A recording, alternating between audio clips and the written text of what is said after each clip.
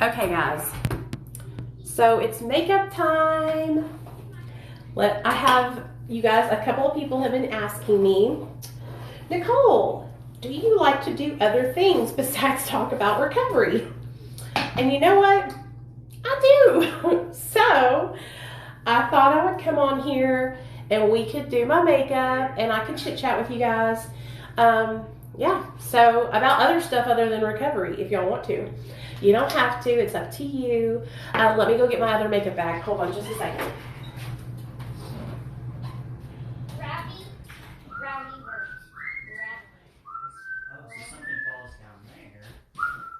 Jana is pooped, man, from that dog park, huh? Yeah. She is tired. We took our dogs to the dog park and they're all passed out now. Okay, so what are we going to do today, y'all? Well, I'll tell you, let's clean out this bag that I took to California. I got to make another flight because I'm going back to California June 4th, I think. So, boom chakalaka, boom chakalaka. I got to put some sunblock on my face. Do you guys wear sunblock? It's a good idea to wear sunblock if you are out in the sun. Okay. All right. Let's get started, ladies and gentlemen. So first and foremost, we're going to start out with some sunblock. This is the Murad anti-aging sunblock. It's got 30% physical, I think, PA++, whatever that means. So we don't get any more of these dark spots. See that dark spot? That's from sun. It's a sunspot. Okay. There we go. So.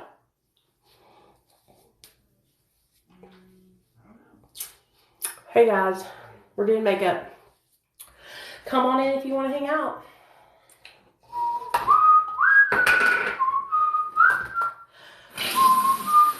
That sounded weird for a second, didn't it? Okay, so what am I going to do next? I have this Charlotte Tilbury Hollywood Flawless filter. It's super pretty. And we'll put that on next. This is like, if you want a glow, you put this on your skin. Okay? You get this. Well, you're a boy. That's okay. I can tell you guys a story time while I do my makeup. How about that? So, I'll tell you all a story. Oh, I know what I'm going to tell you all a story about. I just dropped a video about it. I'm going to tell you all about the first time I tripped acid and how it was a horrible fucking experience. Who's ready? What's up, Bonta? I miss you, man. How you doing on YouTube? How's your channel doing on YouTube? I've been kind of like slacking on my YouTube shit, man. I've been slacking. So, I love you so much. So let me tell you guys this. The year was 2008, right before I caught my felony charge, possession of a controlled substance, methamphetamine. I was living with my good friend Nate, who was a methamphetamine cook. We were staying at his dad's trailer with his dad, his stepmom, me, him, and our girlfriend. Yes, we were in a three-way relationship. Tammy. Y'all, this was the first kind of like girl on girl, guy, girl relationship I had ever been in. So I was already like really jealous because Tammy would like always show him a lot of attention, and I would be like jealous of it, or he would be showing her attention and I felt left out. That's one thing about when you're like in a three-way relationship. It's not easy to be in those kind of relationships if you're jealous like I am. I would rather have the person all to myself. I don't like to share. But At that time in my life, I was a hoe, so I was trying to share. Hey, Cheryl, what's up, girl? So I was living my best life, living my best hoe life, and we were staying at the trailer, like I said, and we had been up for like 3 days, you guys. And of course, what we would do, it was a process, cooking dope, okay? At this time, we were making red phosphorus dope and anhydrous dope, which are two different kinds of methamphetamine. One is a methamphetamine that is made with matches, like different ingredients, but red phosphorus is one of the ingredients. And anhydrous, I think, is that water. It's like, it's some kind of water made. I don't know how to explain it, but it's hard. Okay. So, sorry. No, it's my phone. She doesn't know I'm on a live right now. But anyway, so we were manufacturing anhydrous at the time. And my job was to shuck matches and watch the tapes. What do you mean tapes, Nichole? Well, we had these fucking video cameras all around the trailer, okay? We had one pointing at the driveway, one pointing at the back of the trailer, one pointing at the side of the trailer. I mean, we were in deep, you guys. We were in deep. We were just full out doing the damn thing. Boop.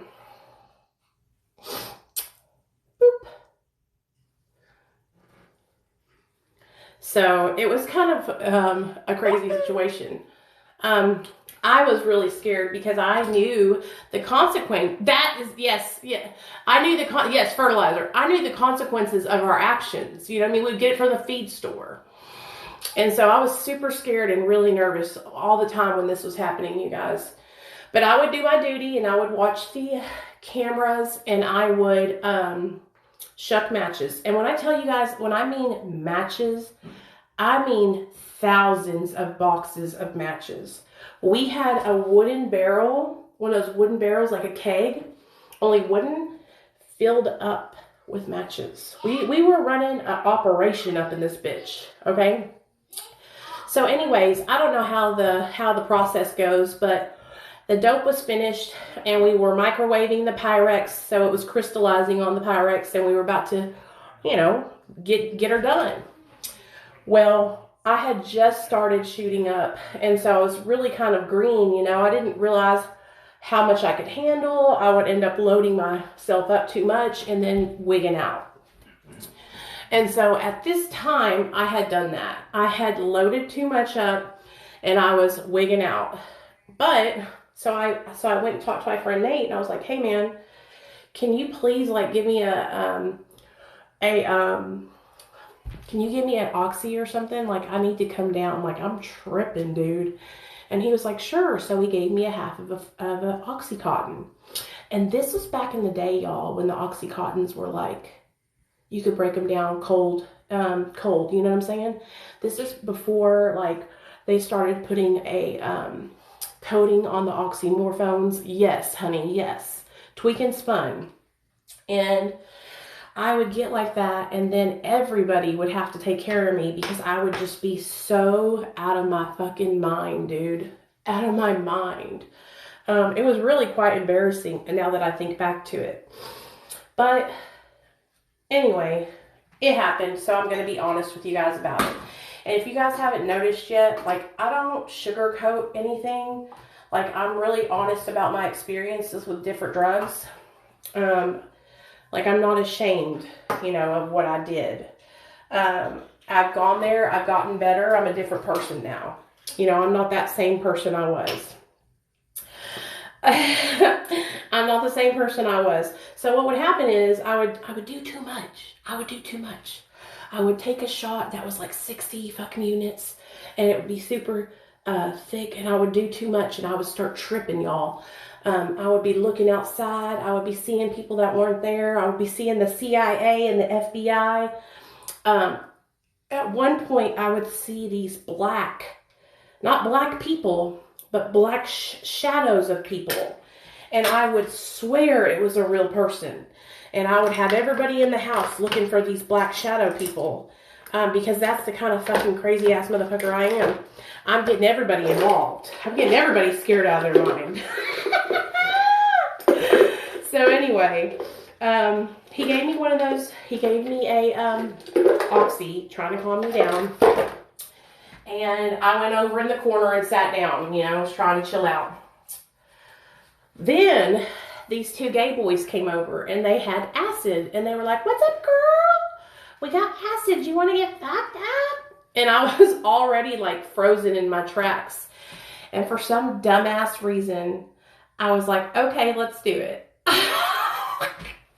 And so I took 2 sweet tarts with acid on them, you guys. And when those sweet tarts kicked in, I lost my fucking mind. And let me tell you how scary it was. Listen up. Those sweet tarts kicked in.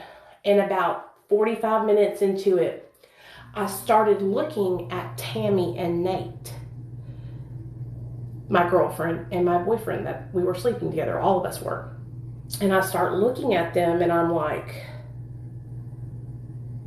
these motherfuckers, they're fucking plotting on me and shit.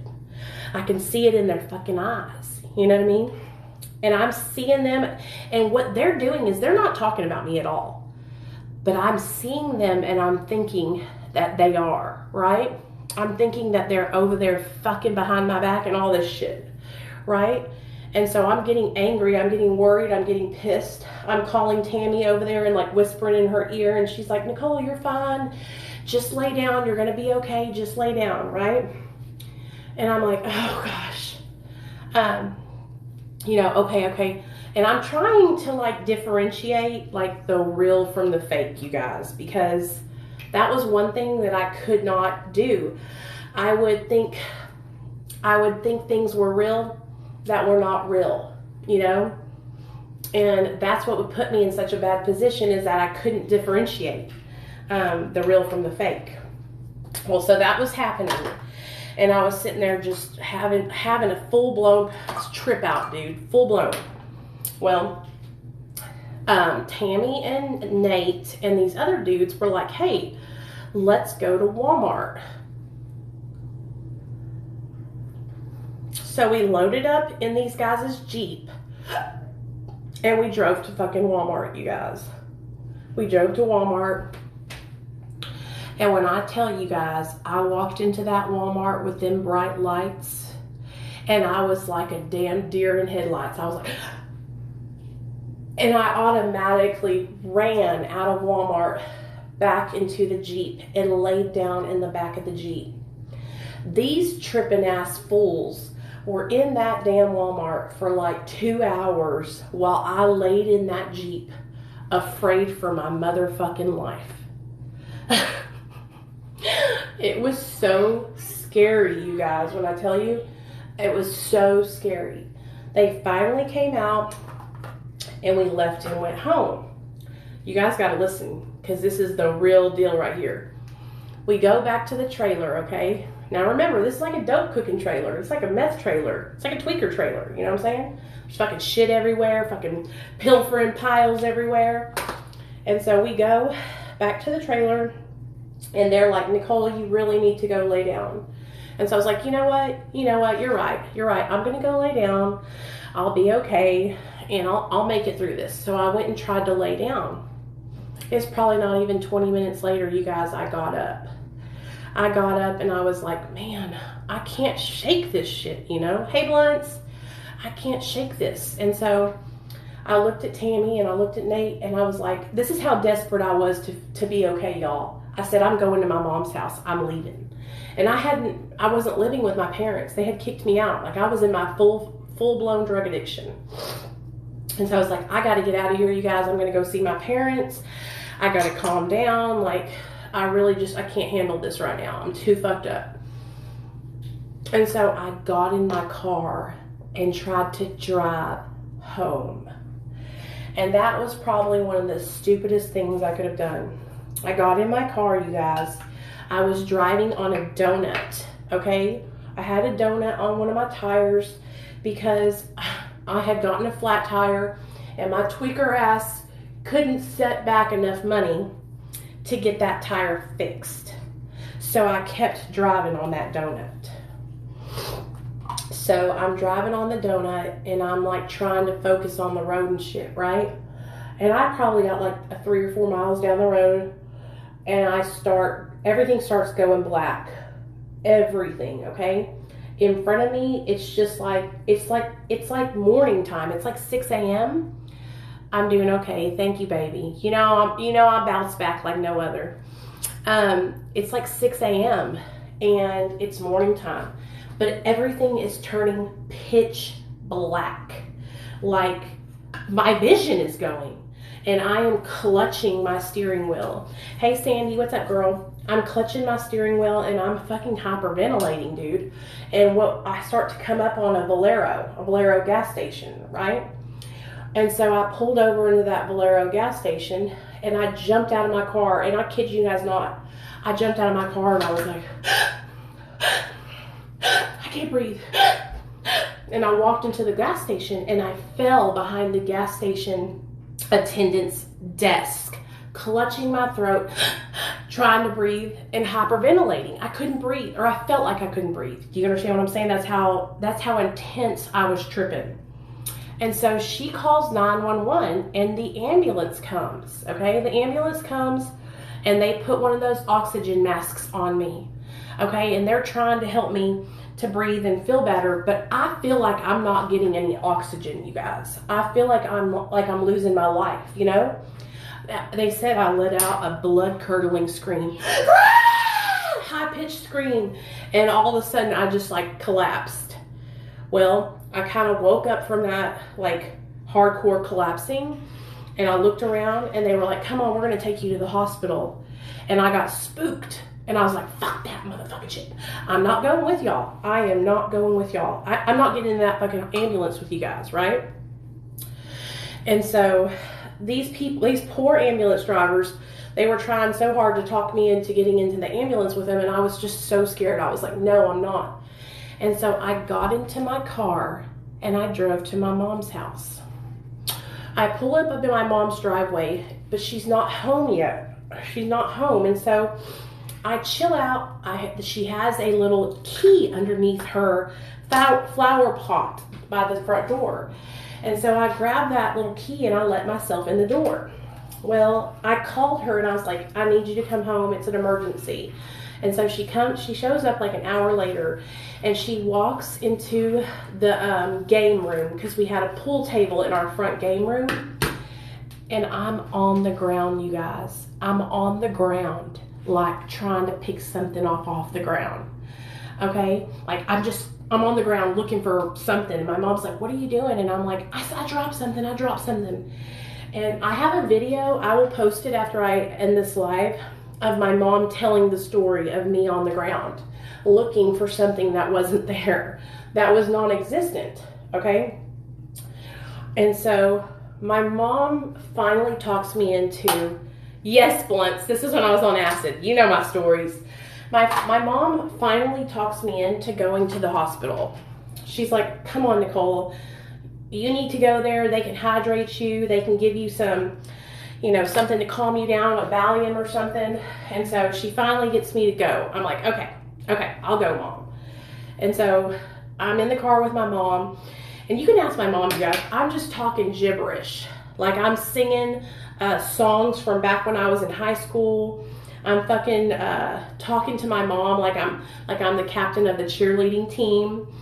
I'm just like off my rocker, right? My poor mom, I know she was so scared. And so we got to the hospital and they admitted me, and they of course gave me fluids and everything. But back then, this is before I was like super duper open about my addiction. Sure, I was slamming dope, I was shooting up, you guys. But like I was still trying to act like I didn't have a problem. You know what I'm saying? Like I was still trying to act like I wasn't shooting dope. And so the people at the hospital were like asking me, what did I do and stuff? And I'm telling them, you know, I just smoked a little weed and it had something in it or something bullshit like that. I'm lying. And so I rested there for about 2 or 3 hours, and then they let me go, and my mom took me home, and I went to sleep at her house. But that is the time that I tripped acid and thought I was going to die. It was the scariest shit I've ever been through in my whole entire life. And I want you guys to know, I really appreciate you guys that are here, that support me, and that know my heart. You know, I don't want to talk about any chaos or drama that's been going on lately, but a lot of you guys have been following me for like over 4 years. And you guys know my character and my heart. And you know what I mean when I try to help people. So, we're not even going to get into that chaos. I'm going to just let that be there. But I know you guys know my heart. So that was the first time I ever did acid. Now, let me see. Now I'm going to tell you guys a story time because I need to do my eye makeup. Now I'm going to tell you guys a story time about the first concert I ever went to. I was 17 years old. So, close your eyes. Okay, I want you guys to all close your eyes. I'm taking you way back. Back in the day, baby, to the year 1999. I was a junior in high school, and I had just fallen in love with the man that I thought I was going to marry. Okay? I was like, I'm going to marry this man. His name was Robert Dark. He had brown hair and green eyes. He was 6'2", about 195, maybe 200 pounds. Fine as wine. He was 1 year older than me, and he went to the high school, Hot Springs High School. And I went to Lake Hamilton, which was like, it was a big school, but it was in the country, and the Hot Springs High was in the inner city. And so he was like the thuggish, ruggish bone. He was hanging out with all these like kind of thug skater boys, like a mix between skater boys and thugs. I don't know what you call those. I don't even know if there is that kind of person, but this is what they were, okay? And so when I met him, I was actually with my friend Shane, who had like a huge crush on me. And Robert walked up to me and like asked me out. And Shane looked at him. He goes, like, she's going to drop me and get with you, you know? And I was like thinking in the back of my mind, fool, yeah, I am. And so one of my friends ended up hooking me up with Robert. And we were together, you guys, for like 5 or 6 years. A long ass time. I was with him from 17 until 21 or 22. And listen, I cheated on him with the quarterback of the football team. We called him Monster. His real name was Clarence. But there was a reason why we called him Monster, if you know what I'm saying. That's how we ended up breaking up, because my hoe ass cheated on him. So anyways, you got to understand now that my mom and dad, like, they're strict. But, like, I can tell them, hey, Mom and Dad, I'm going to so-and-so's house, and I can pretty much go over to so-and-so's house and stay the night. I had about, like, I love you guys too. I had, like, a solid, like, 5 friends that I hung out with all the time, and my parents knew their parents. And so we were all pretty good kids. Do you know what I'm saying? We weren't bad kids, but we were starting to really experiment with stuff. Like I was smoking weed, I was drinking alcohol, I was doing cocaine. Me and Robert, we like really fell in love with each other really quick, you guys. He took my virginity. And I remember when it happened because I didn't know what hole it was supposed to go in. And I was like, is it in the right place? I was so nervous and I was so embarrassed, you guys. So me and Robert, his best friend Will, his other friend William, and his friend Sean, they called themselves the Orange Street Gangsters, the OSG. And this is so funny. I can't believe I'm telling you guys this. Like, I'm serious, it's a heart attack. Like, these guys were so much fun. We all ran together, like in a pack. Like, me and my 3 girlfriends, and then me and all those boys. We went everywhere together. William was the first one to get a car, and he drove a blue station wagon.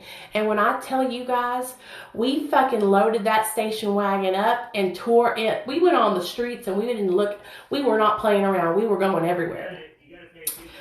So we got tickets to the Korn and Rob Zombie concert. And you guys, like, this was a big deal to me because, like I said, I had never been to a concert. For those of you guys that don't know, my mom brought me and my sisters up in a Pentecostal church. If you don't know what Pentecostal is, that's where you can't cut your hair, you can't wear makeup, you can't wear pants, you can only wear skirts, okay? Hey, Cinnamon. And so I was really used to being sheltered and not like going out to places like that, if you know what I'm saying. Like, this was a big thing for me to go to a concert. So we all loaded up in William's station wagon and we took off on the streets, y'all, driving up to Little Rock. Now, we were driving up from Hot Springs, which is about 45 minutes away from Little Rock. And we're on our way to the concert. Well, y'all already know we had to get some party favors. So we had alcohol, we had marijuana, we had cocaine, and we was riding dirty, baby. Riding dirty. But back then, it was like nothing but a thing to be riding dirty. We were having the best time. We didn't even think about it. We were blasting Korn and Korn's all day long. I dream about that one, you know, that song. We were blasting that song. We were blasting the Rob Zombie shit, y'all. I remember I had on like a little white string tank top with like really short shorts. Back then I had like really long pretty hair like I do now, but I was super tan and real skinny. I was hot as fuck. Nobody could tell. You couldn't tell me nothing back then, y'all. And so I'm telling you guys, I was the shit. And so we were just getting fucked up, drinking, smoking, snorting the whole way up there. Well, we get up there and we all get into the concert, and it is like so like wild. People are mosh pitting. There's people that are like doing drugs in the concert venue. You know what I'm saying? You know how it is when you go to a concert. Some people are lighting up. Some people are snorting lines off each other's backs and shit. Like, it was wild. So Robert looks at me. He's like, come on, girl. You want to go down to the mosh pit or whatever? And I'm like, fuck that, dude. I'm not going down the mosh pit. And so he goes down there and leaves me behind with his friend Alan. Well, y'all know my hoe ass. I said, Alan, put me on your shoulders. I want to get on the stage. And so Alan puts me on his shoulders, and I'm like, whoosh, wah, in the middle of this concert, flashing my titties everywhere to everybody. And that was probably one of the best times of my whole entire life. So we're at this concert, I'm doing that, and what they're doing is they're picking girls from the crowd to come up on stage, right, and get inside this cage and dance. Guess who got to go on stage? Bitches. Me. They picked me to go up there. They put us in this cage thing like go-go dancers. And we got to dance up there. We got to meet the, what was it, Korn guys and Rob Zombie. It was so awesome. They had fire coming out of the front thing, like pyrotechnics. So fucking heavy, dude. It was so much fire coming that it was so hot, it felt like it was going to burn your eyelashes. It was intense. It was intense. But yeah, I had the most fun in the whole wide world. When we got back to Hot Springs, it was like the weekend or whatever. So I went home and went to sleep. And that following weekend, after the concert, guess what we had? Hey girl, what's up? You know, I just try to be non-judgmental and supportive, and, you know, sometimes I might fall short, but I really care about Ashley and I want her to be okay. So anytime. Anyway, so the next weekend there was a party at this guy named Austin's house. I'll never forget this dude, you guys. He had tan skin, brown hair, brown eyes, and he hung out with this guy named Mark, Shane, Austin, and they were older than me. And my boyfriend, Robert, didn't like it when I wanted to go, when I hung out with these people, okay? Because these guys were like super popular and they went to his school. Well, they were having a keg party at Austin's house, and me and my friend Leanne decided to go. Well, me and Leanne got there, and we met this girl. Like right off the bat, we met this girl, and she was like, hey, do you guys want to do some ecstasy with us? I think it was ecstasy. Yeah, rolling. Do you want to do some ecstasy? And we were like, sure, we want to do ecstasy. She's like, it's at my truck. If you take me back to my truck, I'll get you some tabs, and then we can get fucked up. You know what I mean? I know, right? Branch family, stick around. I got lots of stories for you guys. I love telling stories. So we take her back to the her truck, and we grab these ecstasy tabs, right? And like, mind you guys, we are under the age of 21. We were like 17 or 18 years old. All right. And we are just like wilding out. Hey, Mindy, I love you, girl. Thank you for coming in and showing me love, sis. If you guys don't follow Mindy, please go follow her. Me and her have so much in common. We literally have the same brain. And whenever I get back from California this next time, me and her are probably going to, we're going to have a trip where we see each other, because she lives right down the street from me in Missouri. So go follow her. I support her message 100%, and she's in recovery from meth addiction. So anyway, love you, girl. I'm in the middle of telling a crazy ass story, so I'll text you when I get off here. So what was I saying, you guys? God dang it. I get so caught off guard. Hey, Dee Dee, what's up, girl? Damn, my train of thought is so, oh yeah. So we took her back to her truck to get the ecstasy tabs. Now, mind you guys, I was really still unexperienced when it came to ecstasy. Like, I didn't know anything about it, right? I didn't start really fooling with ecstasy until I was like 21, 22 years old. And so, oh, I know. Dee Dee, honestly, girl, I'm just moving on from it.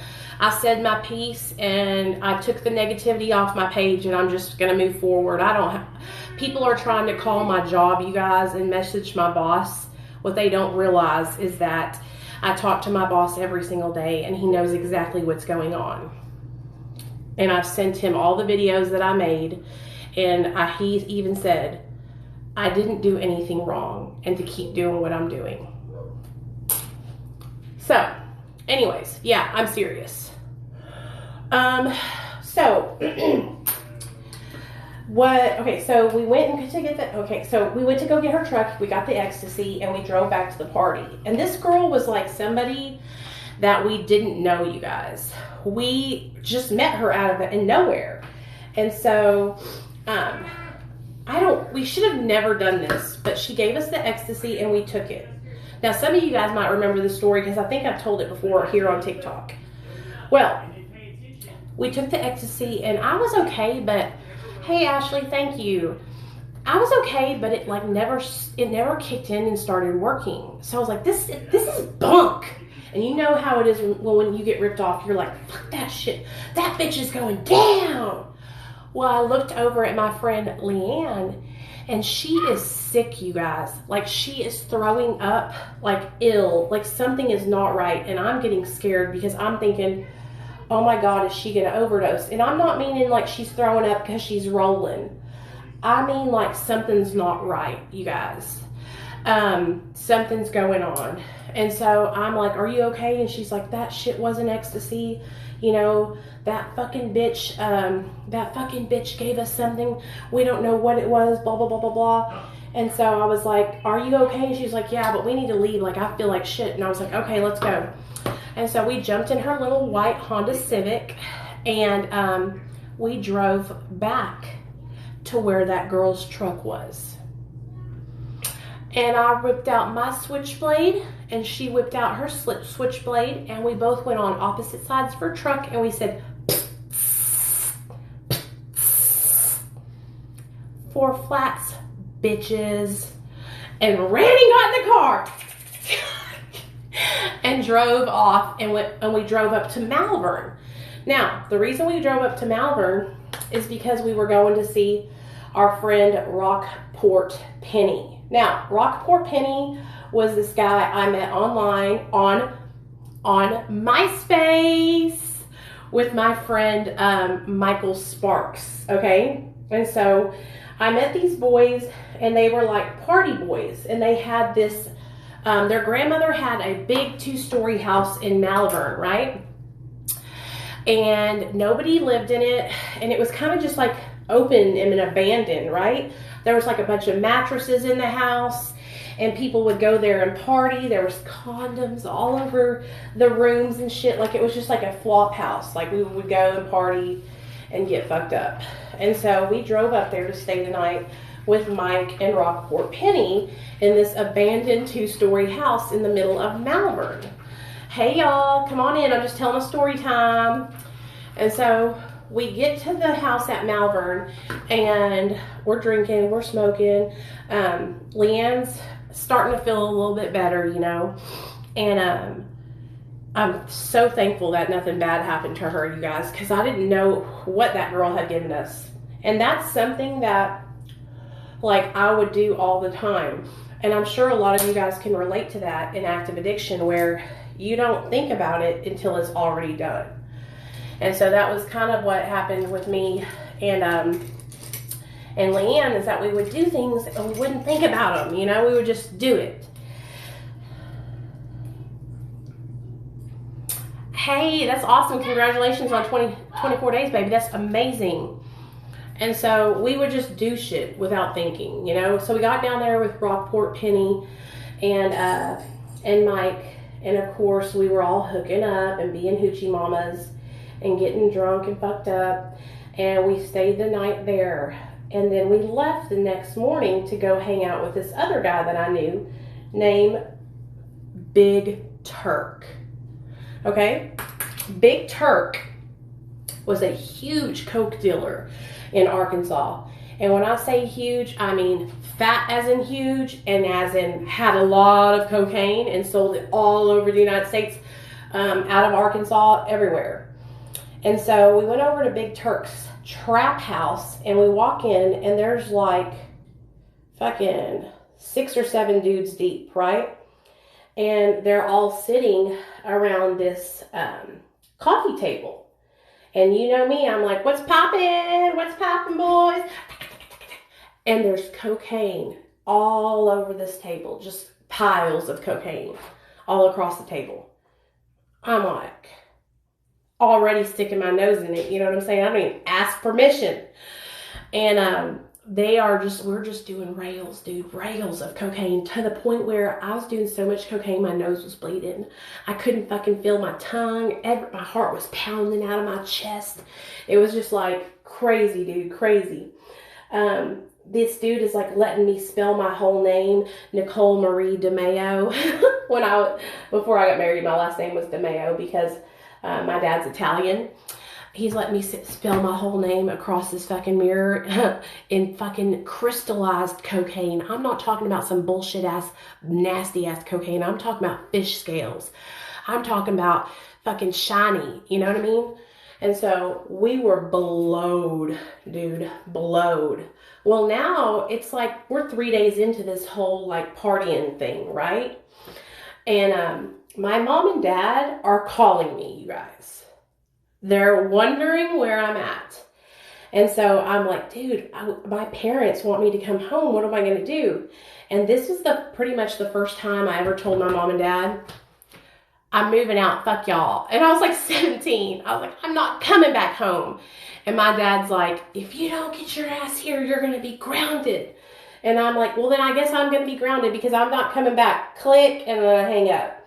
Well, then my mom starts blowing my phone up, you know, and they just keep calling me and harassing me and harassing me and harassing me. Well, by this time, you guys, I am so fucked up There's no way I'm going home now. If I go home, I'm going to be in fucking trouble for real. They're going to know. And so I have this bright idea that we're going to stay the night with Big Turk and we'll go back in the morning. And so that's what we did. We stayed the night at Big Turk's house doing cocaine all night long and woke up the next morning and went home. Now, let me tell you about what happened when I got home. So, before we left Big Turk's house, I had started to drink some beer because I was trying to bring myself down. Y'all know how it is. When you're so amped up on cocaine, you're like trying to smoke a joint, you're trying to drink some alcohol, anything you can to bring yourself down from being so wired out. So I got a little tipsy and we go home and Leanne drops me off in the driveway and I walk up to the door and I knock on the door and my dad answers it and I said, "Happy New Year!" It was not New Year's, y'all. It was not New Year. And my dad was so upset. He was like, "Get your ass in here," you know. And my mom and dad were like, "We are so disappointed in you, Nichole. You are so drunk." Da da da da da da da. And so I'm in trouble now. I'm in trouble. I'm grounded. I can't go out. I have to stay home. Hey, Austin. I have to stay home. I can't go anywhere. I saw your message, Austin, but I was on a live stream, so I couldn't answer you back. I'm like tripping, you know, because my dad and my mom, they know now. They know that I am, I'm using drugs. You know, they kind of had a inkling that I was, but when I was younger, I was still like really trying to deny it. You know, I wasn't comfortable. I didn't feel like I could talk to my parents about my addiction. My mom and dad, like I said, were super strict. My dad is Italian and he has a pretty big temper, you know? And so if I opened up to him about anything like that, then instead of being like, "Okay, we want to hear what you have to say, you can talk to us about anything," it was always like a really bad, like fucking knockdown, drag out drama. So, now the jig is up. Like my parents know that I'm using drugs. Well, and this, I'm taking you guys through like my junior, senior year right now. So I go back to school and Leanne's there and she's like, "Are you okay, girl?" And I'm like, "No, mom and dad grounded me. You know, like I'm up shit creek without a paddle, but it's all good. I'll be ungrounded soon." Right? And so, I am cheering on the cheer squad because I was on the dance team and I was a part of the marching band. So for those of you guys that don't know, in high school, I was involved in like a lot of extracurricular activities. I played clarinet in the marching band. I was second chair. I was on the dance team. I was really fucking good at dancing. And what else did I do? I played fast pitch softball and I was point guard for the basketball. And so I've always been like hella fucking athletic and really involved in school. So I was chomping at the bit, you guys, because I had been grounded for like 2 weeks or something. And my parents were finally going to let me go out with my friend Jessica and Jerry and get out and go to the basketball game because I had to cheer. I had to cheer at the game. It was like what I do, right? With my coaches. And so Jessica and Jerry came and picked me up. Oh, hell no.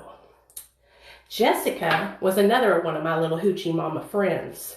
And me and Jessica, we would meet boys and we would date the different boys and we were just little hoochie mamas. So she had met a new boy and she brought him with us and he had gotten a room. So we had a couple hours before we had to go to the game and she didn't cheer, but I did. And so what did we do? We bought a bottle of Seagram 7 and a bottle of 7-Up, baby. And so I'm up in this hotel room and I'm slapping back this fucking Seagram 7 and 7-Up like nobody's business. Now y'all gotta remember, I had been on grounding for about 2 weeks. So I was ready to party. And so I got out there full blast, man, balls to the wall. So I'm drinking. And against my friend's better judgment, I'm like, no, I have to go to the game. I'm going to get a demerit because if I miss the game, I would get a demerit from my coach. I'm like, I have to go cheer. Like it's my, I have to, right? I was like a big part of the team. And so I have on my cheerleading outfit, my little skirt. Now this little skirt, it was like the Flintstone skirt where it has the slits in between each little thing, and so it opens, right? It's not like a solid skirt. It has pleats and slits around it. I have that on, and I have no bloomers on underneath it. And I have a thong on. So I'm drunk as fuck off of Seagram 7 and 7-Up with my thong, my ass cheeks hanging out of the back of this cheerleading suit outfit, right? And I get to the game and we're cheering because we cheer on the side of the basketball court. And I am out there full-fledged doing toe touch with the coochie out and everything. I was so fucking drunk, you guys. I was so drunk that it was halftime, and I was going to sit down in the bleachers beside my friend's mom, Monster's mom, and I go to walk up the bleachers past my coach, and his pregnant wife is sitting there. And guess what happens? I almost fell and crushed her with my body, his pregnant wife. So now the jig is up. They're noticing that I'm under the influence, if they didn't already know. And so my friend Jessica says, bitch, come on. We got to get you out of here. And so I jump out off the bleachers and I run with Jessica to the bathroom in this basketball court. We were at the Hot Springs basketball court. And so I sit in the bathroom and I'm going pee because I have to go pee, you guys. You know how it is when you drink a lot. You just feel like you have to go pee and you cannot hold it. And so I sit down on the toilet inside of this place and I said, bam, bam, bam. Like my head is just hitting the wall, the door, because I can't sit up. I can't even hold myself up straight on the toilet. And so I come out of that toilet and she grabs me, she puts her arm in looped with my arm, and we're walking out to go to the car, right? We're in the lobby of the high school. All of a sudden I feel tap, tap, tap. I turn around. It's Mr. Brooks, the fucking principal. And he said, Mr. Mayo, you're not going anywhere. Come with me. Damn! I'm going down. It's going down. So they take me in the office. Now we're at an away game. So they take me in the office and they sit me down and they question me. Where did you get the alcohol, Nichole? And that's when the gangster came out in me. I've always been like this. I'm not a snitch. I said, I found it under a tree.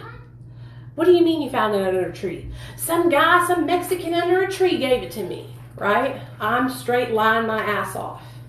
My friend Jessica's sitting there trying to calm me down, telling, coach and the principal, I don't know where she got it, So they call my parents. In the meantime, while they're calling my parents, I look at Mr. Brooks and I said, my dad will fuck you up. I am talking shit. I am being fucking crazy as hell, y'all. So they call my mom and dad and they call the law on me. The police come and pick me up and take me and put me in the drunk tank. And I am charged with a public intoxication at 17 years old. That motherfucker could have they could have just sent me home with my parents, you know what I'm saying? They wanted to make an example out of me. So I'm sitting in the drunk tank. My parents have to come bail me out. And I'm sitting in the back of my mom's car with my dad in the front. They're both in the front. And they're like, Nichole, we cannot believe you. What's going on? What is going on? And I'm like, all of a sudden, I just burst out of nowhere. I'm like, Michelle smokes crack. That's my little sister. Oh yeah, girl. They arrested me and gave me a fucking public intox. Can you believe that? I know, they didn't have to do that. It was my principal, and he was a dick. And him and my dad had a past. Like, he knew my dad. They were both in the Air Force together. And my dad had always said that he was like super cocky and shit. And my dad is like the sweetest guy y'all will ever meet. He's kind of rough around the edges because he's Italian, and he has like, his bark is bigger than his bite. You know what I'm saying? He's like me. He's super soft on the inside. And so my mom and dad were like, what are you talking about? And I'm like, Michelle's smoking crack and she's doing meth. And so I'm just basically coming clean about me and my sister and everything. I'm trying to get out of trouble with my parents by telling on my sister, right? And blaming it all on her. And I'm crying, and my mom and dad don't know what to do with me. Now, this was a point where since I know what I know now, working with people that struggle with the disease of addiction, this could have been a point for intervention for me, where I could have went to treatment and I really could have gotten help. But because of my parents' lack of understanding about the disease of addiction, what happened was I was just punished. I was grounded, and then we went on about our lives. Now, I didn't just get punished by my parents. Principal Brooks, when I came to school that Monday, he gave me 3 weeks of ISS, in-school suspension. Now, in-school suspension where I was at, they made us march like we were in the Army and all kinds of shit. You would have to sit in one room the whole time doing work on the computer. Like, you couldn't be around your peers, nothing like that. It was horrible, you guys. It was horrible. And so I'm in school suspension for 3 weeks, dude. I couldn't cheer at the games. I couldn't go to the away games because I wasn't allowed to do that until I got off ISS. And so it was pretty bad, dude.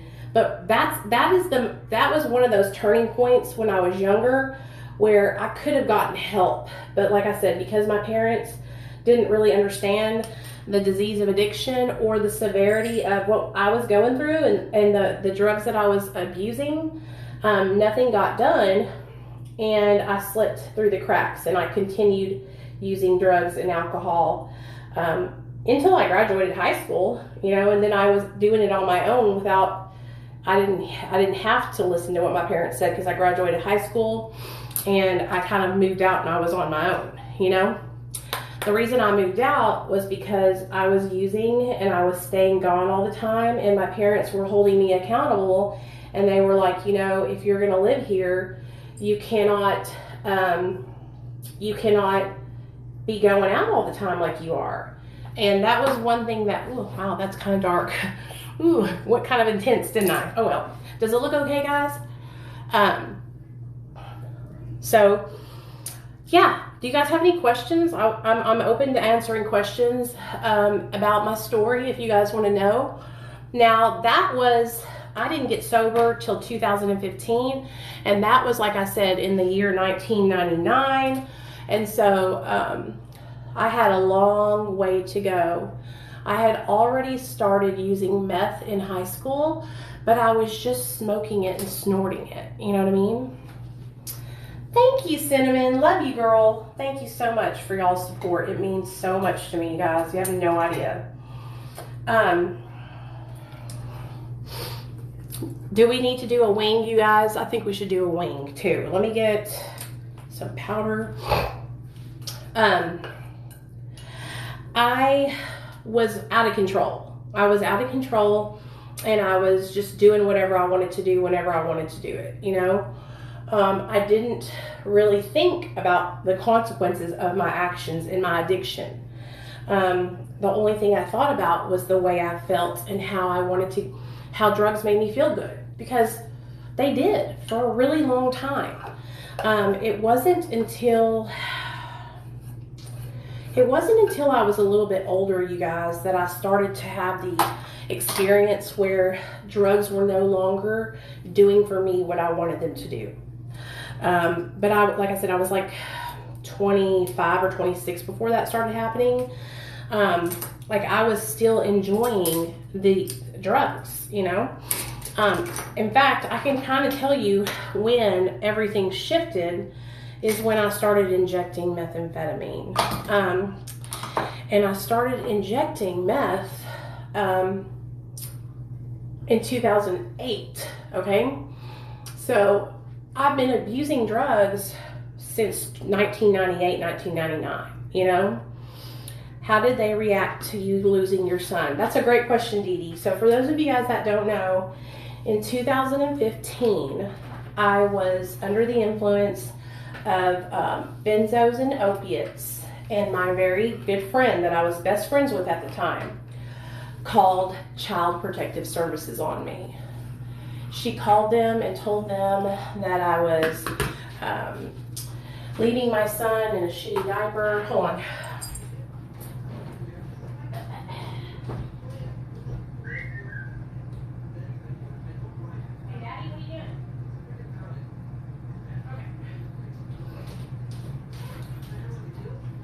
All right, sorry about that. I gotta get that mascara or the eyeliner. She told me that they said that I was leaving my son in a shitty diaper. It was lies, basically. But I had, I luckily, just so you guys know, I was living with my mother and father-in-law. So I wasn't alone. You know what I mean? When I would leave and go use drugs, I would leave my son with my mother and father-in-law, which doesn't make it any better, and I know that, okay? But I'm just sharing with you guys what happened. So, 2015, she called CPS on me, and I was injecting oxys at the time and meth, and they came to my house 3 times, and I didn't know. I don't know if I wasn't there or what, but I know I had just gotten a job working for McDonald's as an assistant manager, so I think I might have been at work. On the 3rd time of coming to my house, they left a note. And let me just tell you guys, have any of you guys ever had Child Protective Services come in your life? Because if you haven't, let me just share with you guys how it is. It is the worst experience you will ever go through in your whole entire life. It is so scary. It is so scary. Okay? It is fucking scary as hell. I got that note, and it was on the door, and my heart dropped down into my stomach. Hey, Diane, I love you, girl. And I knew right then, I was like, the jig is up. Like, this is it. This is the end of the road for me. I called them because they left a number. I did not want to cry because I just did my makeup. I called them because they left a number on the sheet, and I said, you know, hey, this is Nicole DeMayo. I got a note on my door saying that I needed to contact you guys. And that's when the worker told me, yes, you need to come here and submit to a urinalysis. And I knew that I was dirty. I knew that I was going to fail. And I said, okay, yes, ma'am. And I drove up to the DHS office with my father-in-law because my husband was at work. And I walked in and I submitted to a voluntary urinalysis. It came back positive for benzos and opiates, and I was bawling.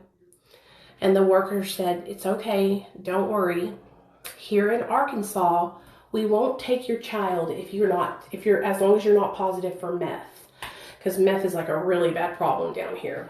And so I thought, you know, okay, they're not going to take Nate. I can still, you know, get my life together before it's too late. You know what I mean? Because to me, having my son taken away from me was just like the end all be all. I always thought I would never have that happen to me. I always looked at other people that had their kids taken away, and I would think, oh my God, how could that happen? How could they let their kids get taken away, right? That's how ignorant I was. I would say, oh, I would never do that. Just like I said, I would never shoot up. And so they told me to go home and that they were going to send a worker to the house to meet with me and my family, to put a order of protection in place so that way they would be monitoring me and Nate, my son, giving me drug screens, putting me in parenting classes, taking hair follicle tests, all that, right? Making sure that our home was fit. And so just so everybody's clear, everything in my life was fine. As in, I passed their test, except the fact that I was on drugs that were not prescribed to me. I had a clean home. My husband had a job. We had family support. Nate had his own bedroom and his own bed. Like, you know, I wasn't just like a totally hot mess express. I was almost out there, but I wasn't totally one. And so they came in and they met with us and they said, you know, we're not going to take Nate away. Hey, Taylor, what's up, baby? And we're going to put this order of protection in and we need to drug test your husband. So my husband came home and they drug tested my husband. And, hey, Branch family, I'll tell you about that in just a second, okay? Or no, I guess I can tell you about it now. My pregnancy was horrible. I used IV methamphetamine the whole time I was pregnant. And no, I'm not proud of that. It's probably one of the hardest things that I've ever shared with anybody in my whole entire life.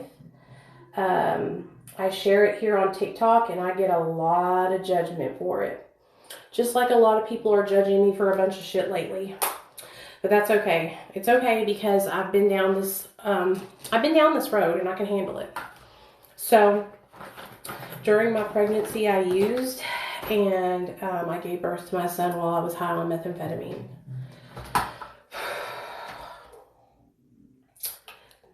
When I gave birth to my son, I thought they were going to take my son. I couldn't even enjoy having my son because I was crying the whole time, worried that they were going to take him. I gave birth and I got to go home 2 days later and Nate came home with me. I was blessed because God delivered my son completely healthy and perfect, you guys. There was absolutely nothing wrong with my son. He didn't have any drugs show up in his system. And that is how I knew that God was trying to help me and save me. Thank you, Amber. I appreciate you. But I didn't listen to God. I didn't listen to the signs he was trying to give me. I gave birth. I went home. I white-knuckled sobriety for 90 days. I stayed sober for 90 days. I was able to breastfeed my son for 90 days. After 90 days, I stepped out and I took a Xanax. And when I took that Xanax bar, it sent me down through there fast. The moment that Xanax bar hit my system, all my inhibitions fell to the floor. And I was like, shit, I need to get some meth. For those of you guys that don't know, like I said, I was a hardcore meth addict. Meth was my first drug of choice. Then my second drug of choice was IV opiates, then benzos, then cocaine, then alcohol. You know, just like that. I took a lot of pills and I shot a lot of dope. I was a poly drug addict. I used multiple substances.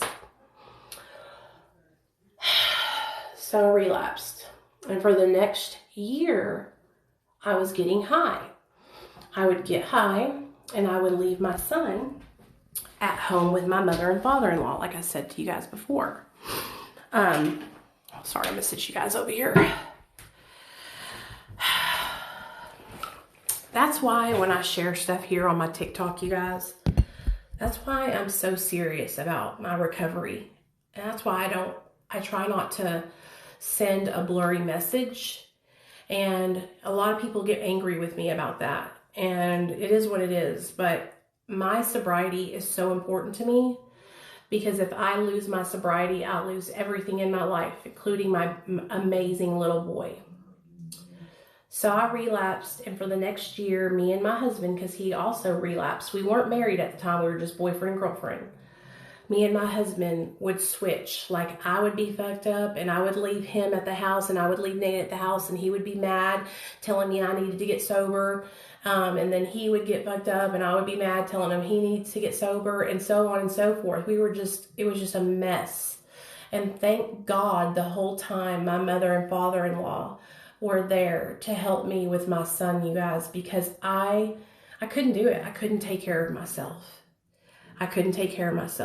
So CPS came back and they sat us down and they said, listen, we're going to take Nathaniel. We're going to remove him from the home. And I remember just breaking down and I was like, why? You said you weren't going to take him. And they said, it's because both of us are addicts and we both tested positive for opiates and benzos, and they didn't feel comfortable leaving Nathaniel with us. So they were removing him from the home. And so that's when I broke down and I was like, please, can he go with my mother-in-law, right? With his Gigi, because that was his Gigi, and me and his dad were the only people that he knew, you know? And he was literally 2 days before his first birthday is when CPS came to my house. 2 days before his first birthday. It was July 2nd. He's a July 4th baby. They said, you can apply to have your mother-in-law take him, but we can't guarantee you that that's going to happen. So you need to pack his stuff up and you need to give him to us. And we will be at the office and you can come there. Your mother-in-law and father-in-law can bring you and say goodbye and all that. That was the day before I had to drop him off. Hey, Jay, what's up, baby? And so, listen, Backwoods Barbie, I'm fixing to tell you the story, okay? I'm almost getting there. I'm sorry it's taking so long. So the next day I had to take Nathaniel in and take him to the office. So that night I was on the phone with every treatment center in Little Rock, okay? Sorry about that. Every treatment center in Little Rock I was calling, and I finally found one that would take me. And it was a detox and then a treatment center. And the treatment center was like a really nice treatment center.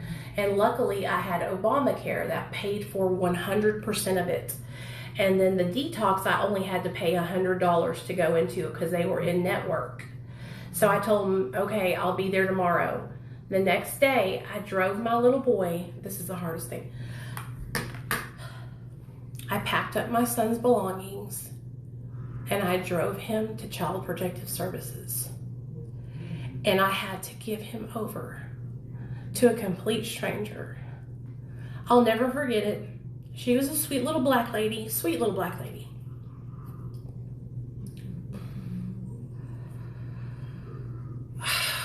I just don't think you guys can understand. I knew what I was doing was wrong.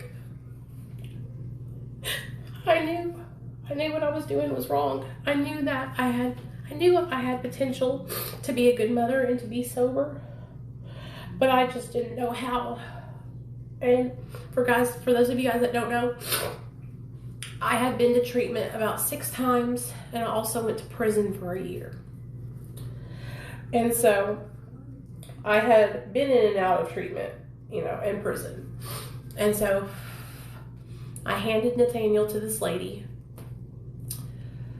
and I looked at her and I said, can you guys please just take me to detox? And so she said, sure, we'll take you to detox. And my caseworker stepped up and said, come on, girl, get in the car with me. And so I got in the car with my caseworker and she drove me to detox and dropped me off. Now, while I was in detox, I was coming off of, like I said, benzos and opiates. So they did a real short taper with Suboxone where they gave me 1 Suboxone the first day, a half of Suboxone the next day, a quarter of a Suboxone the third day, and then nothing. I was there for 5 days, and on the 5th day, it was a Sunday. I love you too, Jay. And I looked at the lady, her name was April, and I said, listen, I cannot leave on a Sunday. If I leave today, I will relapse. I have got to go straight from here into rehab. And I said, please just let me stay 1 more day till Monday. And she looked at me and she said, okay, I'll let you stay 1 more day. And so I stayed until Monday, and my father-in-law came and picked me up. Now, while I was in treatment at the detox, my husband had jumped off the deep end, and he was actually in a mental institution because he was so upset about what happened, because we had never been without each other. And so he was in the mental institution detoxing also, and he got put on Suboxone while I was in rehab. My father-in-law drops me off at the rehab, and I get in there, and they automatically are telling me, like, you know, you have to go to court dates twice, or you have to go to visitation twice a week, because my son was so young. They wanted to make sure that we had, that we saw him a lot. Okay, at the time, my mother and father lived in New York. Now, one thing I didn't share with you guys is that because of my addiction and how bad it got, my dad almost had a heart attack. And him and my mom almost got divorced because of me.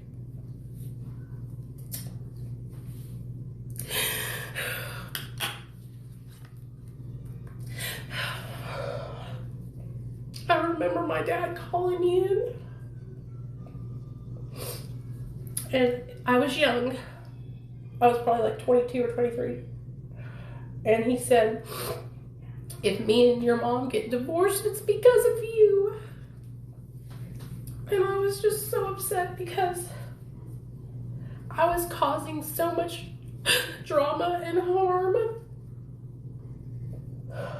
in my family's life. And so I understood why my family felt like that. But they didn't get a divorce, but they did move to New York because my dad could not watch me kill myself anymore. You guys got to understand that when I was in active addiction, I would overdose all the time. I would go walking up and down the road in full-fledged hallucinations. The cops would be calling my family. I was just out there, you guys. I was out there real bad. And so my parents had just had enough, and my dad was at his wit's end. And so they moved to New York to retire, because my dad retired from the Postal Service. And so my dad was born in New York, so was I. My dad's from New York. I was born in Long Island. They moved back to New York, and my grandma lived there and my uncle, and they started their life there, you know. And so while I was going through all this stuff with my CPS, my parents were not in the state, or else they would have taken my son. So let me go ahead and get to the point. So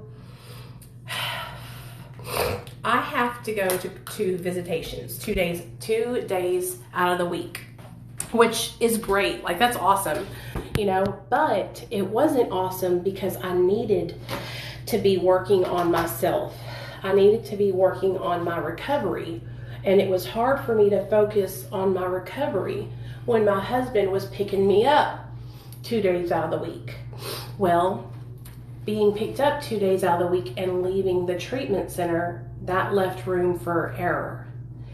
And in that time, my husband brought me Xanax, and I was getting high on Xanax behind the treatment center's back. I did that for 2 weeks. I know, y'all, I know. I'm so ashamed of that, but it's the truth, so I gotta tell you all the truth. They caught me. My husband was driving up to the treatment center to hide the Xanax for me outside the treatment center in our secret hide spot. And so we went to a meeting that, it was like a Friday, and we were going to an outside meeting, which was like an AA meeting or something like that. And so I was like, just drop it off under this spot right here, right? And there's nothing but a thing. We pull into the treatment center driveway, and guess who's pulling out? Busted! My husband's pulling out of the driveway, and he's just dropped off a bag of Xanax. This is how codependent our relationship was. So they bust me, they get the Xanax, they're talking about pressing charges, you know, and all this stuff. They call my caseworker comes up to the office, or to the treatment center, And they sit me down and they just had a come to Jesus meeting with me. They sat me down and they said, Nicole, if you relapse again, we will terminate your rights. And I was like, what is that? What? You'll never see your son again. You better make a change and you better get serious about it. And then they made me wait. They just told me they were going to kick me out. And so for the next 2 weeks, this is what they did, you guys. They gave me a crystal that I had to carry around in my hand. And anytime I wanted to talk, I had to hold that crystal up and talk. So I would think before I did things. So I, for the next 2 weeks, walked around with this crystal and really thought about everything I said before I said it. During that 2 weeks, they put me on basically restriction to where I wasn't allowed to have contact with my husband at all. And so I'm just in there alone and I'm writing him letters and he's writing me letters, right? But we can't talk on the phone. We can't call each other, nothing like that. That was really hard. So the next 2 weeks flew by. You know, I had 2 weeks already and the next 2 weeks just flew by. When I finally, the next 2 weeks flew by and I got out of treatment and my husband picked me up, and that's when he told me that he had gotten on Suboxone. And so now I'm really tripping because I'm like, we can't do that. We're not going to get our son back, right? They're not going to give him back to us if we're on Suboxone. And my husband was like, no, the caseworker is the one who recommended it. And so I was like, oh, okay, well, I'm going to try and do it without it, right? Thank you, guys. I'm going to try and do it without it because, you know, that's not real recovery. That's not sober is what I was saying. Because, you guys, I didn't know. I had no education on MAT. The only thing I knew was that I used to take methadone, you guys, and get so high. I would take like 10 milligram methadone at a time and be nodded out smoking cigarettes all day long. So I really didn't know a lot about Suboxone. I knew that I could take it if I didn't have any other opiates, but that was pretty much the extent of my knowledge on Suboxone. So for the next 3 days, I white-knuckled it. I white-knuckled it and I watched my husband take his Suboxone and seemingly have no problems. He didn't look like he was struggling with cravings, nothing like that. And so I called my caseworker, I called my therapist, and we all met at my doctor's office. Thanks, Bonnie. We all met at the doctor's office and we had a meeting. And in that meeting, that's where they sat me down and they said this. They said, Nicole, Suboxone is made for people just like you. People who relapse chronically. How many times have you been to treatment? And I said, I've been to treatment 6 times. What about, you know, the law? Well, I've been to prison once. Okay. How many times have you tried to get sober, girl? And I was like, probably like 50, you know, a lot. Okay. And what has been the problem with that? Well, I would get sober and then I would relapse. I would forget and I would relapse. That's what happened every time. And so Dr. Mancino looked at me and he was like, yeah, you are a perfect candidate for medication-assisted treatment. In your own words, what has your past proved to you? And I said, well, my actions show me that I haven't been able to maintain long-term sobriety in the last like 12 years that I've been trying to achieve it, right? And so that's when he said, okay, do you want to try Suboxone? And I looked at him and I looked at my counselor, I looked at my husband, I looked at my mother and father-in-law, and I said, I'll do it. And so I got on Suboxone and I had 30 days sober from opiates. So when I first took it, it made me real tired, right? Real tired and just kind of foggy. But after about the third day, I felt normal. I felt regular. And I remember having so much just like peace of mind and happiness because I was like, I feel like I'm going to be okay. I feel like I might be able to achieve this sobriety thing. I think I'm going to make it. And I started going to meetings, right? I started going to AA meetings. And I got a sponsor. Her name was Kathy. I'll never forget it because the reason why I picked her is because she was older. She had like seven or 10 years, something like that. And she was a pill popper. And that's how she introduced herself in the AA meeting at the treatment center. She said, my name is Kathy and I'm a pill popper and an alcoholic. And I liked that shit. I was like, hell yeah, bitch, me too. You know what I'm saying? And so I remember I was at the treatment center before I even graduated, you guys, and I had already wanted her to be my sponsor. So I asked her to be my sponsor and she said yes. And so we started working the steps together. And I worked all the way through my 9th step, I think, with her. And then we kind of had a falling out, just a disagreement, and we couldn't really come back from it. So I ended up getting a new sponsor, which was my friend Christy.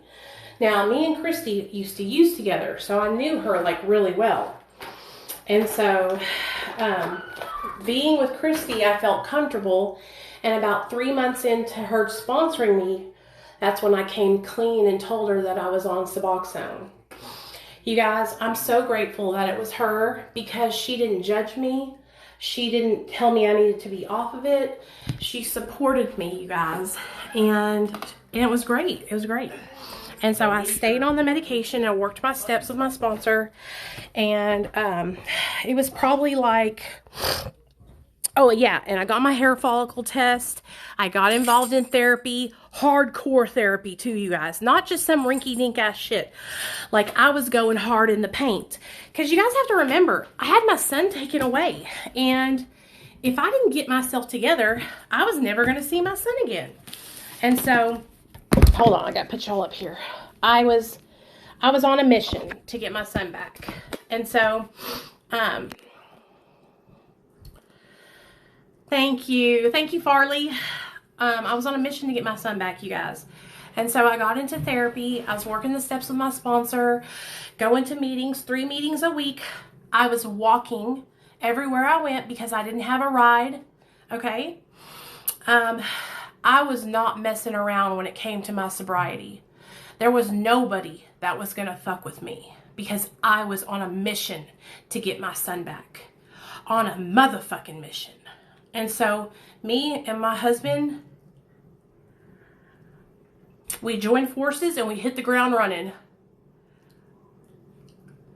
We got into parenting classes. We got our hair follicle test done. We got our psychological evaluations done. And that damn attorney ad litem, the attorney for my son, she was trying to deem me unfit and say that I was mentally unstable. So she kept on having me take psychological evaluation after psychological evaluation.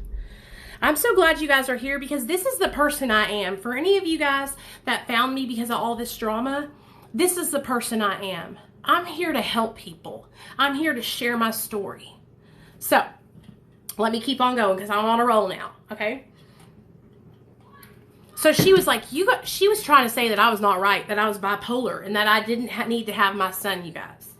That I should not have him, and that I was unfit to be a mother because I had been to treatment 6 times and couldn't get sober those times. So she was using my past against me. Well, like I said, we lived in this house that we live in now. My mother and father-in-law had moved out because they bought a new house. And so we actually rent this house from them. We pay full price rent. We don't get no discount. Like, we work hard. And so she was like, you don't need to have your kid back. You're not stable, blah, blah, blah, blah, blah. It was really fucking hard, you guys. But I was like, you know what? I am not going to let her fucking discourage me. That's what she was trying to do. My sister's bipolar, and so I know that bipolar doesn't make you not able to be a parent. But this is what that attorney was trying to, she was trying to cook up this whole conspiracy that I was like mentally unstable, right? And listen to me, you guys, like I did a lot of methamphetamine, okay? And so it fucked up my mind. I'm not gonna lie to you, but I'm not unstable to the point where I can't take care of my child or function. And so I started going to meetings. Like I said, me and Neil, we started doing the damn thing. He got a really good job as a manager at Kroger. And we hit the ground running. Excuse me. So, why didn't my son go with my mother and father-in-law? I'm sure you guys want to know that answer. Okay. So, my mother and father-in-law went up to the DHS and filled out all the paperwork to be able to take custody of my son. And I was fully supportive of that. I was ready to go. Child Protective Services said my mother and father-in-law, who were 65 years old, said they were too old to have my son. Which honestly is complete bullshit. It was just a way for them to keep my son in foster care in the system. So they denied my mother and father-in-law. Well then, my sister-in-law comes up wanting to have my son. Now what you guys don't know is that my sister-in-law is not supportive of me or my husband. So when she tried to get my son, I said absolutely not. I do not want him going with her. I would rather him go to foster care. And we got the best foster family. They took such good care of my little boy, you guys. They were good people. And I'm so thankful for them. Now, let me tell you about my experience with CPS.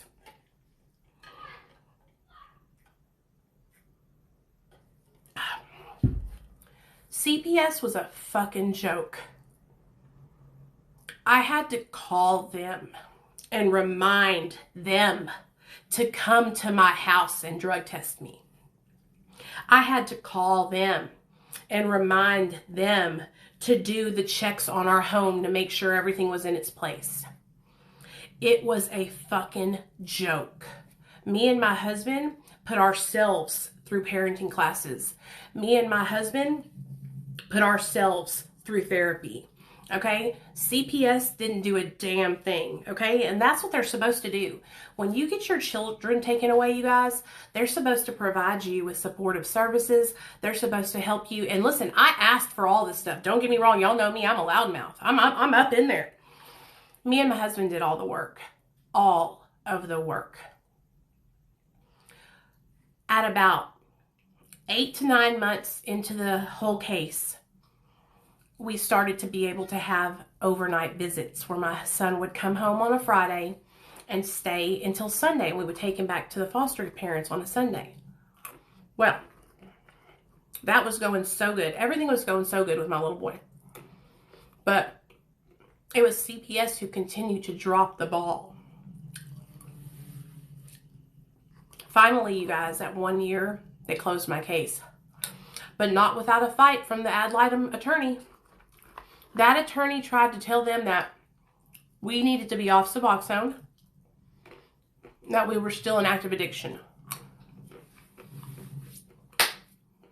I got on that stand and I fucking schooled them. My doctor came and got on the stand, my nurse and my counselor, and the lady who ran the UAMS treatment center. Hey, Sybil. He was super young, so he doesn't remember, but he did really well with him. They were good people. They were a young family. They didn't have any kids of their own. And they had one foster daughter who was like 4. And Nate had just turned 2 because it was 2 days before his first birthday when he got removed from my care. They ended up getting pregnant while they had my son. And so they actually had their own little baby after Nate left them. And I've seen them a couple times since then. Nathaniel doesn't remember them, but I do. And I will never forget the love that they showed my little boy while I couldn't do it. Because I wanted to be sober, you guys. I wanted to be a better person. I wanted to be there for my child, but I was so sick in my addiction. I did not know how to do it. I was a hot mess, you guys. I was a hot mess express. And so, even though I got my son back and all is well now, it was so hard for me to go through that. Hey, April, thank you, babe. It was so hard for me to go through that, and it was really hard for my husband to go through that. But we pulled it together, and we got Nate back, and they closed my case at the 1 year mark. Now, after 1 year, and we left them, 1 year later, CPS calls me. And they said, Nichole, we would love it if you would come back and work for us as a parent partner. See, a lot of people don't know that I don't hide anything. I'm an open book. Anything I say here on my TikTok, my bosses know, my husband knows, my family knows. I don't hide anything. So they called me and they asked me to come back and work for them. I said, hell fucking yeah, I'm down. So I came in, filled out my paperwork, and drove my ass up there, and they assigned me my first girl. Now, what you do as a parent partner is it's almost like mentoring a woman who had her children removed and help her go through the process. I wish that there was somebody like that whenever I was going through the process, but there wasn't. And so the first girl that they assigned me to, and this was the only girl, because I'm going to tell you guys what happened. So I go into work, and I'm sitting with this young lady, and it doesn't take me long to realize that she has the mental capacity of like a 6 or 7 year old little girl. But she has a baby of her own. And the baby had a shunt and a G-tube and all kinds of like things that had to be tended to. And so I'm sitting with this little girl, and Child Protective Services is allowing her to think that she has a chance of getting her daughter back. A newborn baby. This girl cannot function or talk to me on a level, on an adult level. She's developmentally delayed to the point where there's no way that she was going to get that child. And so I'm sitting there, and they're almost like giving her this false sense of hope, right? And I'm like telling her that I'm there for her and that she can call me anytime and that I'm going to walk her through the process. And I'm sitting there, and it's just breaking my heart. Like it's stabbing me in my insides, you know? And it was time for us to go. And so I got up, I gave her a hug, I walked out those doors, and that's when it just hit me. The tears just started flowing. Everywhere I looked, I had a memory of my son and the tragic shit I went through with those motherfuckers. And I walked out of there, and I never went back. I called the lady that I was working under, and I said, ma'am, I really appreciate you guys wanting to use me to help other people. I'm not ready. I can't do this. It's still too fresh of a wound, man. I gotta go. And so at that time, it was 2016, about to be 2017, and that's when I thought, I can't help those people, but I can help people with addiction. And that's when I started sharing my story. And I've been doing it ever since. So for those of you guys that don't know, I didn't just wake up yesterday and start making TikTok videos. I've been making content for almost 5 years now. I have a YouTube channel with 7,000 something people on it. I have a pretty big following here on TikTok, on Facebook. And what I mean by that is, like, I'm extremely active. Okay, these are my people. Real Talk Recovery is my family.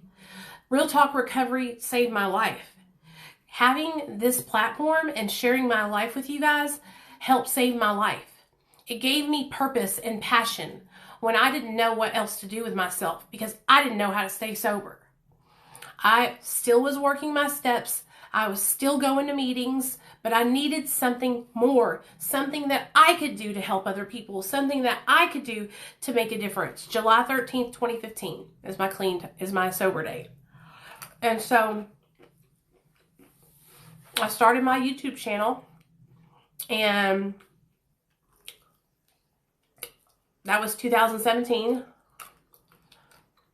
And in 2019, or 18 and a half, I met Dr. B in Austin. And we started working together. We started doing videos together, video collabs. Nothing serious, just making videos together. And for about a year and a half, I made videos with Dr. B. We did videos about Suboxone tapering, about addiction recovery, everything. And then that's when he told me, November of 2019, he said, Nicole, I might have a job for you next year, January 2020. And that's when I just broke down crying. And everything had came full circle for me. And I said, for me? And he was like, yeah. And that's when my boss, Austin, called me in January of 2020 and said, you ready to start? And I've been working with them ever since. But they know me backwards and forwards, up and down. They know my whole history. They know about my present life. They know about my husband's struggles last year. They know about my opinions on addiction and recovery. They know about how I respond to things. And they fully 100% support me no matter what. And so I could not ask for a better team of people to work for. They have changed my life and helped me to see that I can do this and that I am doing the right thing. You know, I'm sensitive and I'm very passionate, and my feelings, I wear them on my sleeve. And so when I say something, it's because I mean it and I want to help people. You know what I mean? I want to help people. So I hope you guys enjoyed that. That's kind of like my damn whole story damn near. You guys got any questions? I'm open to questions, answering anything you guys want to talk about. I am an open book. I am here to support you guys. I am here to help you guys. Like I said, I love working with others. And I'm here to help you. So if there's anything I can help you guys with, please reach out to me. Thank you.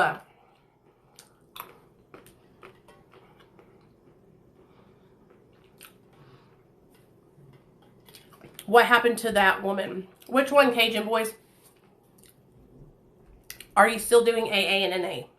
That's a great question. I am not. I did AA for about 3.5 years, you guys. And then guess what? I got a new program, and it's called MARA. And I want to share it with you guys. So, MARA is Medication Assisted Recovery Anonymous. It has 12 steps, but it's not affiliated with the 12 steps at all. MARA is a non-judgmental, all-inclusive recovery support group. Oh, Cajun boy. I don't know what happened to her. Now, I had given her my cell phone number, and she stayed in contact with me for about 6 months. And then we lost contact. But I did stay in contact with her, and I would text her, and I would call her, and I would check on her. But I haven't seen her since. Okay, so who wants to join MARA? Okay, did you guys know that you all can join MARA and that it is around where you are? Okay, I want you guys to go online and go to marainternational.org, or you can click the link in my bio and scroll down, and you'll see the blue box that says MARA. Click that link, and then you can do it. You can join there. But we have 12 steps and 12 traditions. Like I said, we have Zoom meetings 2 to 3 times a day, and it's amazing. Honestly, I don't know, Jab. I don't know. And I'm going to tell you guys this. Like, I love people in the recovery community, and I want to help people. but I'm not going to go out of my way to comment or try to help other recovery creators. I'm here to help you guys. I'm here to support you guys, and I'm here to support my friends that are in recovery here. But I'm not here to worry about making friends with other content creators and people who don't see things my way. That's fine. But I'm not here for them. I'm here for you guys. I'm here for the still sick and suffering addict. So, there's 2 to 3 Zoom meetings a week. If you guys click the link in my bio, it'll take you straight to it, and you just click the link to the online meetings. And I'm on 2 milligrams of Suboxone, you guys. I started out on 12 milligrams, and I've been able to taper all the way down to 2 milligrams. And I'm just kind of paused right now at my taper, like I'm in no rush. I'm happy where I'm at. I feel good. I feel solid.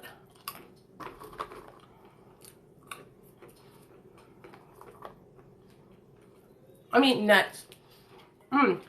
So, I would love for you guys to join Mara.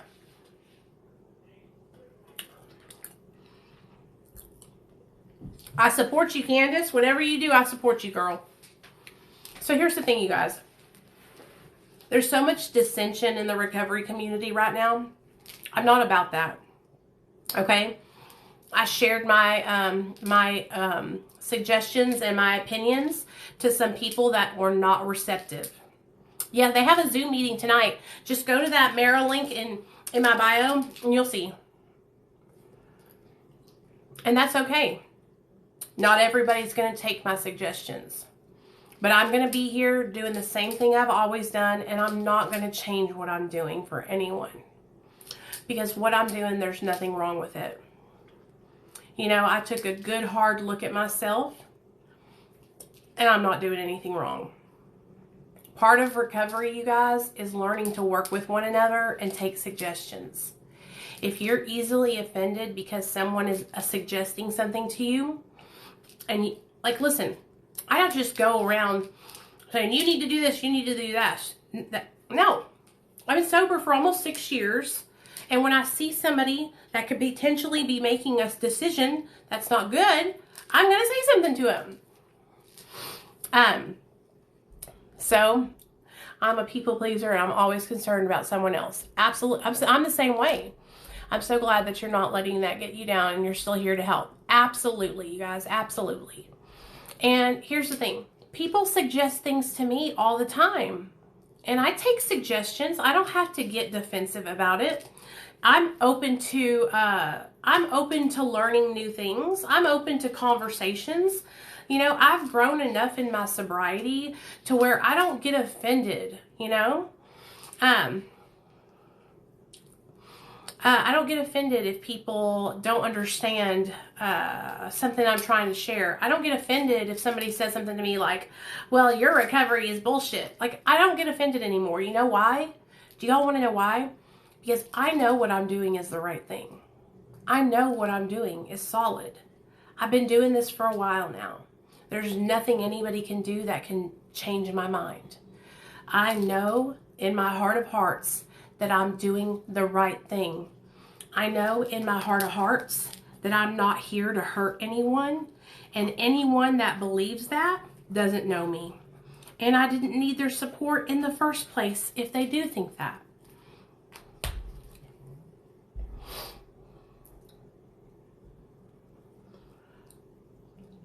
Hey, Nicole, I'm so glad you're in here because we're going to talk about that. So, you guys, Nicole says while she was in NA, they would tell her that she was still dirty because she's on Suboxone. And so let me share something with you, Nicole. There's a huge difference between addiction and dependence. With addiction comes negative consequences, comes lying, cheating, manipulating, all that. With dependency, you're just physically dependent on your medication, like you are with your Suboxone. Don't let anyone else judge your recovery and make you feel like you're less than, because you're doing what you have to do for you.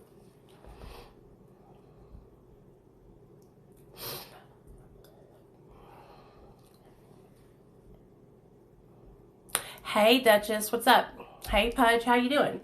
So yeah, you have to do what's right for you, and not everyone's going to see the same way or eye to eye, but guess what, you guys? I support all of your recoveries. I don't care how you do it. I support you if you're doing the medical marijuana. I support you if you're on MAT. I support you no matter what, you guys. Okay, so what I need to do is I need to get off here, end this live stream.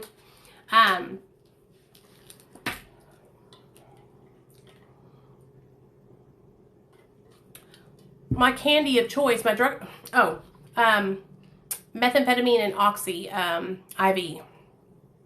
Yes, please join Mara, you guys. That's what I say all the time. Addiction and dependence are different. Absolutely. And what I'm going to do, you guys, is I will make a video with the links to Mara. Hold on, I got to answer that.